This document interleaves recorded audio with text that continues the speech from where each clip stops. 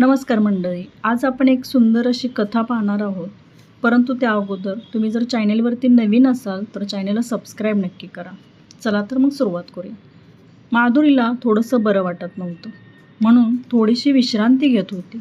सकाळचा नाश्ता करून झालेला तरी पण सासूचं मन काही शांत बसायला तयार नव्हतं. माधुरी झोपलेली तिला काही पाहवत नव्हतं. माधव घरी येताच सासूने त्याचे कान भरायला सुरुवात केली. माधवने खोलीमध्ये डोकावून पाहिले तर माधुरी झोपलेली. का ग माधुरी, बरं वाटत नाही का? हो, थोडीशी कणकण आलेली आहे. डॉक्टरांच्याकडे जाऊन आलीस का? नाश्ता केल्यानंतर गोळी घेतली, बरं वाटेल. बाहेरून लगेच आवाज आला. काम करायला लागतंय म्हणून अशी नाटकं अधूनमधून सुरू असतात. आई, असं काही नाही, दररोज तीच काम करते. आज थोडीशी थकली आहे, थोडासा ताप अंगात भरला आहे. गोळी घेतली आहे, बरं वाटेल. अरे देवा, आता ती आजारी पडली, दुपारच्या जेवणाचं कोण बघणार? सकाळपासून मी काही खाल्लं नाही.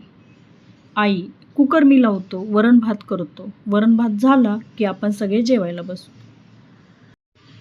आता तू जेवण बनवणार आणि आम्ही बसून खाणार?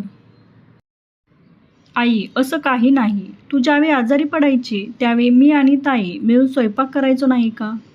तेव्हा पण मी तुझा मुलगाच होतो आणि आज पण मी तुझा मुलगाच आहे.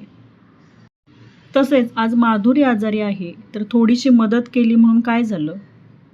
माधवने वरण भात बनवला आणि सर्वांना खायला दिला. माधवीच्या हातात वरण भाताची प्लेट देताच माधवी रडू लागली.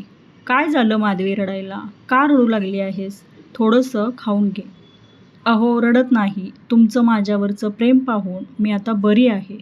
माझा ताप कुठे पळून गेला समजलंच नाही. व्हिडिओ आवडला असेल तर नक्की लाईक करा. चॅनेलवरती जर नवीन असाल तर सबस्क्राईब नक्की करा. या चॅनेलवरती तुम्हाला किचन टिप्स, हेल्थ टिप्स आणि काही कथा पाहायला मिळतील.